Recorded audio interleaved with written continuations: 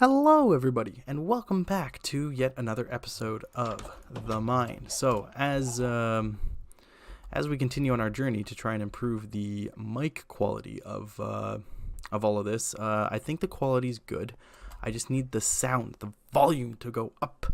So I've been trying to adjust some of my decibel settings. So hopefully right now we've got it at a good level. I know last time was probably a good level, but now I'm hoping that you guys don't have to turn your speakers up to a ridiculous level for you guys to be able to hear me. Anyway, so like I said last time, we were going to start working on this area. So that is exactly what we're going to do. I brought a whole bunch of acacia saplings. Ooh, I did forget one thing. Hold on. Oi, and of course I'm down here. Oi, oi, oi. All right. Anyway, so I actually had a very interesting thought process go through my mind before I did a fair bit of research on certain things, and I would like to share them with you because that's what the internet is really for. It's for sharing. Said nobody ever.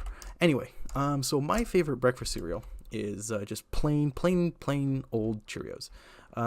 Like not like Honey Nut or the apple cinnamon ones or anything, just plain regular Cheerios, no flavoring at all. It's interesting to me because you would think I do like the sugary kinds. Like the Honey Nut Cheerios are fantastic, but like if I were to choose one to just eat all the time, it would definitely just be the plain old Cheerios. Anyway, aside from that, Honey Nut Cheerios mascot is a bee. And I thought about that, and then my mind immediately went to, on the news the other day, there was mention of this stupid bee crisis that everyone keeps freaking out about. And I was thinking to myself, is there actually a bee crisis? Right? Like, has anyone actually, checked into the facts the news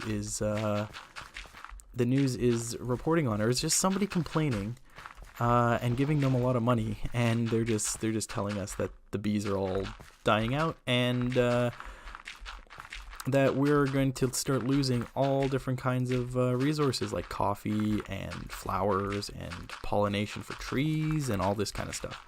And this is specifically in North America because apparently some like Japanese hornet or something is stealing all of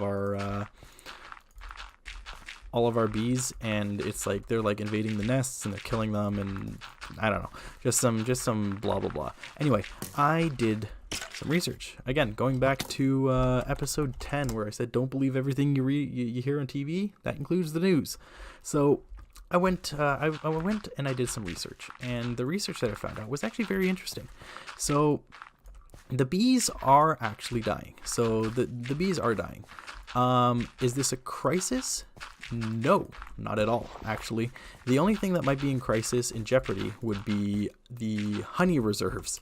But seeing as that bees are also very much elsewhere in the world, I'm sure importing honey would not be a terribly difficult thing considering how much other stuff we import on the regular. So looking into this bee crisis, I have learned that the bees are dying, but it's not a crisis, and I'll tell you why. Bees in North America, specifically the honeybee, is not a native species, meaning it was never here until people brought it here. That was actually a European bee. It's a European honeybee, which means that when the Europeans came here 300-400 years ago, they brought over the bee, and the honeybee has been present in North America ever since. Now, if the bees are the primary and only pollinators in North America, then that would mean that there were no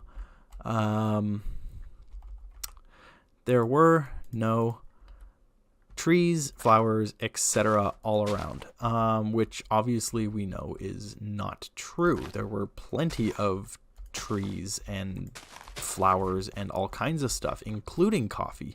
Well, maybe not coffee, but like coffee was in Jamaica or something. I don't know. Wherever coffee landed in the world, that's it's always been there. All right, before bees, well before bees. So we're not gonna lose. So if you think about it, just logically, if bees were not here before, and everything still was alive, that means there were other insects like butterflies or whatever. Maybe there's some wasps or bumblebees or something, I don't know, that were already pollinating all of North America, which means well, they didn't go anywhere. They're still here. There's probably a lot less of them because the honeybee is now stealing food and resources, and they can't breed as fast and blah blah blah blah blah. But there are other pollinators. So as the bees start to diminish in population, these other pollinators, you would think, would start growing in population, and everything would still get pollinated. And if the honeybee dies out from North America, who cares? Because we have all these other stuff that's going to pollinate all of our pollinate everything for us. So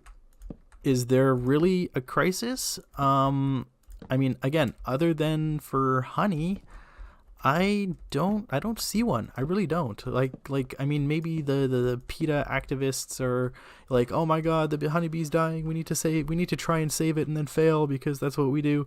But other than that, like, you got to sit there and think, like, are we really in a crisis situation? Is this really newsworthy, or are the bee farmers freaking out because they're about to lose all of their life savings, or the bee companies or the honey companies are like, oh my God, we're gonna have to start importing, we're gonna lose so much money, and they complain to the news, and the news is like, oh my God, there's a bee crisis, everybody freak out and help, right? But really, there isn't. And like, if the bees die out, who cares? Because North America never used to have them, and they never used to need them, so why would they need them later? So I mean, those are just my thoughts, guys. But I mean, as far as I can tell, there's no crisis. I mean, yes, the bees are dying, and that's a bad thing. But in terms of like crisis, nope, I don't see one. I really don't. I see things returning to the way that they were, and I mean, that might not be a bad thing, right? Maybe there's certain plants or whatever that can only be pollinated by these other insects or these other methods. I think even some stuff is pollinated by birds, right? But maybe there's certain trees and stuff that haven't been growing as much because the pollinators specifically for those ones or whatever aren't getting enough pollen because the bees are stealing all of it or something. I don't know. I'm just throwing out ideas here right now, but I don't see a crisis, and I would love to hear your guys' thoughts on this, because this is something that's been prevalent for years. And doing just a little bit of research, I mean, obviously I'm not going to force my research up on you guys, because I mean, it could be wrong, but based on the research that I've done and the stuff that I've read, it doesn't seem like there's much to worry about, really, like in terms of like the whole planet going extinct or something. I think that was one of the claims too that they were making, was like, if the bees go, then the flowers go, and if flowers and plants go, then we're all going to be next. And I'm sitting here, I'm like, that's no, that doesn't sound accurate, not even a little bit. Like, so I don't think we're all going to die if the bees die. I don't think actually anything really is going to change much, other than maybe the price of honey is going to go up because we gotta import it now. So I would love to hear your guys' thoughts on this. Please leave comments down below, because if you guys have any other information to add, because maybe I missed something here. I don't know. Please let me know, and we can have a discussion of it down in the comments. Anyway, continuing on with this disaster of a series that I am using partially as tests for Feed the Beast, and I'm now re-recording all of the Feed the Beast stuff so that the mic volume is loud enough, because everything seems to be a whisper, and it's I do apologize. It's the new mic. I just haven't set the settings up properly. So anyway, yeah, going back to this. So we have been digging. We did that middle section, kinda. Oh yeah, I brought the shears for a reason. I don't know why I started digging. Okay. So we brought the shears for a reason. The shears are for gathering leaves, which I wanted to make a nice little border, which we're actually just going to go, what is that? Oh, that used to be another portal that I kind of broke or just butchered. Yeah, so this is just for gathering. Here we go. We're just going to destroy all of the tops of these trees, because that is... Oh, and then apparently they're going to disappear. So actually, we're just going to take as many of these as we possibly can before this decides to just disappear. I don't think I need all that many, but, you know, save some, put them in the box. Oh yeah, flies on. All right, cool. So let's go ahead and head back. This actually, you know, from this side, this looks so cool. Looks really cool, like dents in the wood, and then there's just like red and a giant wall. Oh shoot, I need to finish this. This needs to go. That needs to go across too. How did I miss that? That's like a really big thing to miss. Yeah, we're gonna have to figure out how to build a nice gateway here and over there, because that's how I have no idea how I missed that. Maybe a little bit of a walkway out entrance. Maybe it'll go to a small village in the thing. It'll be a mining village, and then there'll be a small village outside of the mine, because I don't know reasons. I'm bored. I need to just fill my life with more Minecraft nonsense.